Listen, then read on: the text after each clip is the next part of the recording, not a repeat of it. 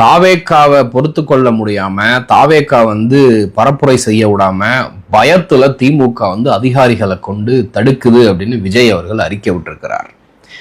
தேர்தல் model code of contact ஆக்டிவா இருக்கு அப்படின்னா காவல்துறையில இருந்து எல்லா அரசு அதிகாரிகளும் தேர்தல் ஆணையத்துக்கு கீழே இருக்கும்.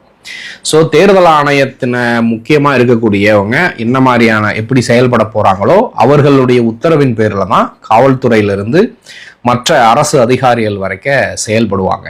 இது கூட விஜய்க்கு தெரியாதா?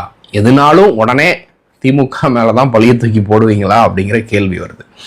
அந்த தேர்தல் அதிகாரியே சொல்றாரு, பரப்புரை செய்யணும் அப்படின்னா பிரத்யேகமாக ஒரு இணையதளத்தை நாங்கள் உருவாக்கி இருக்கிறோம். அந்த இணையதளத்துல போய் 2 நாட்களுக்கு முன்பாகவே அதுல நீங்க ரெக்வஸ்ட் பண்ணி சில டீட்டெயில் எல்லாம் அதுல கொடுத்துருக்கணும்.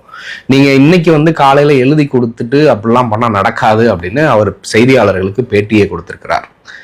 அந்த செய்தி வர்றப்பவே பலரும் அந்த சோசியல் மீடியால கமெண்ட் அடிச்சாங்க, இன்னைக்கு பார்த்துக்கிட்டே இருங்க விஜய் அறிக்கை விடுவார், திமுக பயந்து விட்டது, எங்களை பரப்புரை செய்ய விடாம தடுக்கிறார்கள் அப்படின்லாம் கொடுப்பாருன்னு சொன்னாங்க. அதே மாதிரி விஜய் அவர்கள் அறிக்கை விடுகிறார்.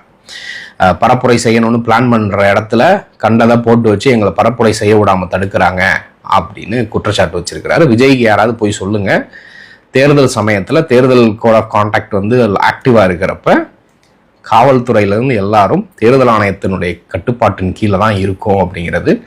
எப்படியோ அவர்களுடைய ரசிகர்கள் தொண்டர்களை முட்டாளாவே வச்சிருக்கணும், முழுக்க முழுக்க பழிய தூக்கி திமுக மேலதான் போடணும் அப்படின்னு கங்கணம் கட்டிட்டு சுத்திட்டு இருக்கிறாரு அப்பப்ப வெளியே வர்ற விஜய்.